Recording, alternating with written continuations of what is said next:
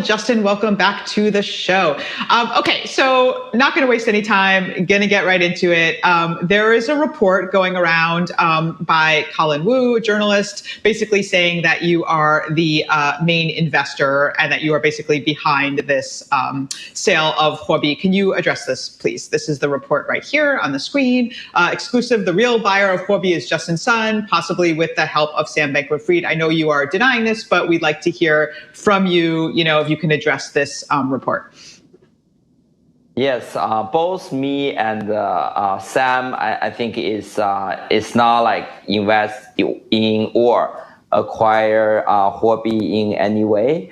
I think both myself and the SBF has posted on Twitter and the WeChat and the Weibo, all the social medias denying this. But for myself, I'm joining to be one member of the global advisory board of Huobi, and hope in the future we can attract more people to join the Huobi advisory board. So Justin, I have to ask you though, so why not? Like, why not buy Huobi? You probably could, right? I'm just curious, like, why not take that role? I think probably, I think we have lots of things we need to consider. Like, first of all, I think we need to do a thorough due diligence of the exchange. And also, I think the most important thing is the valuation, right? So I think probably in the future, we might have a chance to with Huobi, but not this time. So, Huobi, as you know very well, was really one of the most important players in China, if not the most important player in China. Obviously, with the changing Chinese policy, Huobi had to kind of step out of the Chinese market. But I think it's also pretty uncontroversial to say that Huobi hasn't exactly succeeded in going global. It's been much more challenging for it to establish itself as a global brand. Didn't quite make it in the US, has faced fierce competition in other countries around the world. How do you take an exchange like that, which is, again, has a very impressive track record in one country, and turn it into a truly global exchange? Yes. First, I think for the exchange operation, we need to focus on HT token. We are very basically the platform token of Huobi.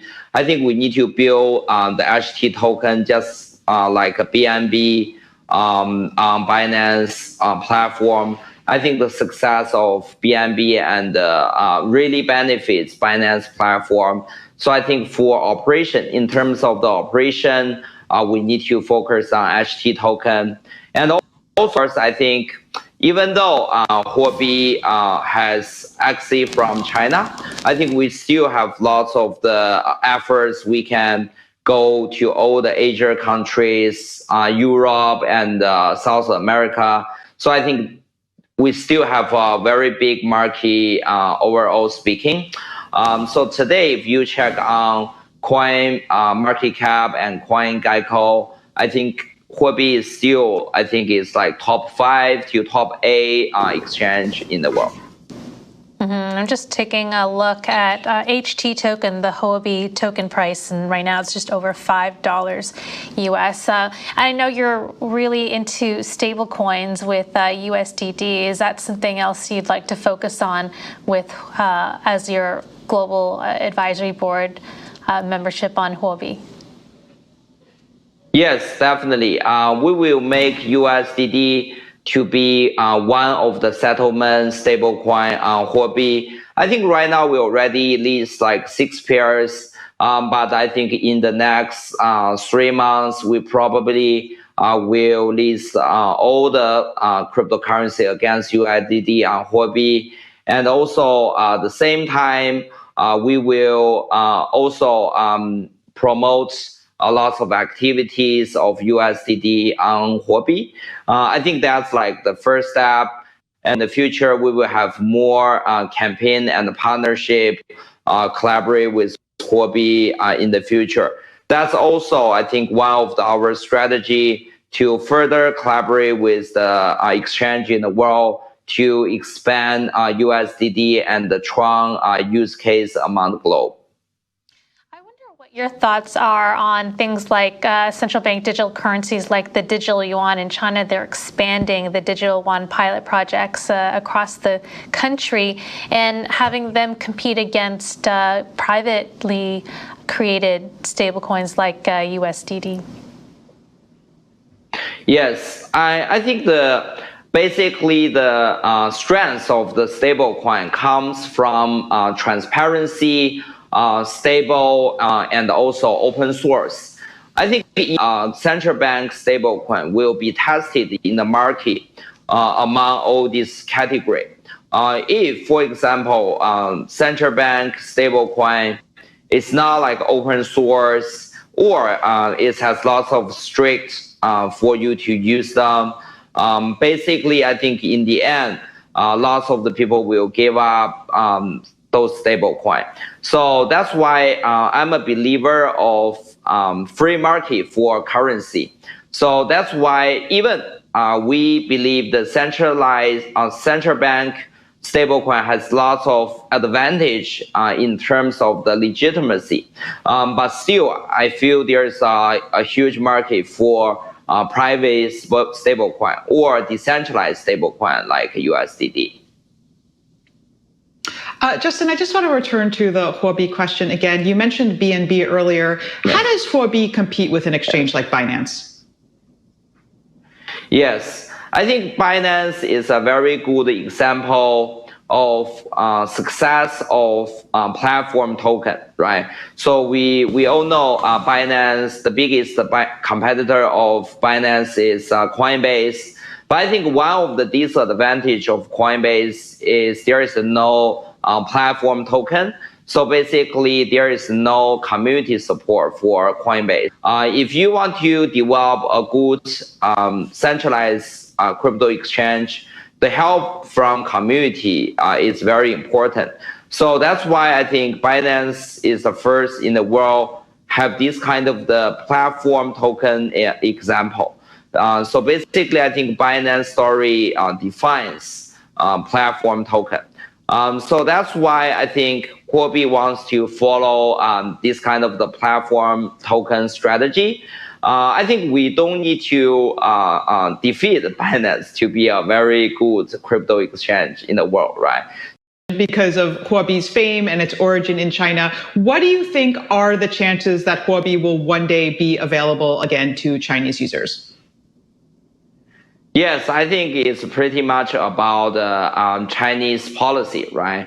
So I think Huobi is a very compliant and regulate exchange. So that's why I think the Huobi policy will be defined by different jurisdiction requirements. I think if Chinese government has like more friendly crypto policies, Huobi is definitely willing to expand the business in China if regulation allows. Well, that's sort of, I guess I should reframe that question. What, in your opinion, are the chances that China's regulation will allow this or that Chinese policies will change? I think you framed it very correctly. It depends on Chinese policy. What is your outlook for Chinese policy towards cryptocurrency? I'm optimistic because I believe crypto and basically blockchain is the world trend, right? There's any country in the world can basically be isolated from a world trend. Just like internet technology, like web technology, right? China also get benefits big, I think, in the last like 20 years web development. So I think that's why China definitely gonna be one of the most like stronger players in the blockchain industry. Even we might have some setback or regulation like hurdle in short term. But I think in the long term, I'm highly optimistic. That's great. I did want to follow up with one of points by Colin Wu's reporting is that do you have any link to About Capital at all? Currently, haven't yet. But I can't guarantee the future. Okay, interesting.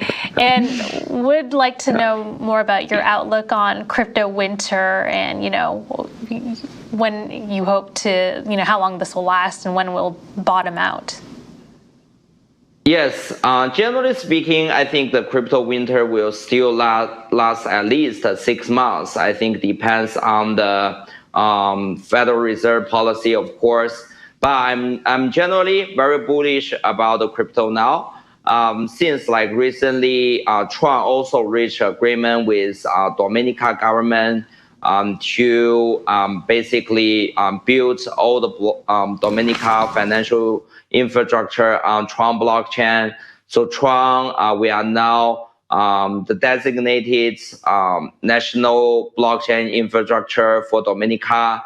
And we will also collaborate with Dominica government to issue the first Web3 nation token, Dominica coin, very soon. So I think this kind of the sovereignty state partnership will also boost the blockchain usage globally.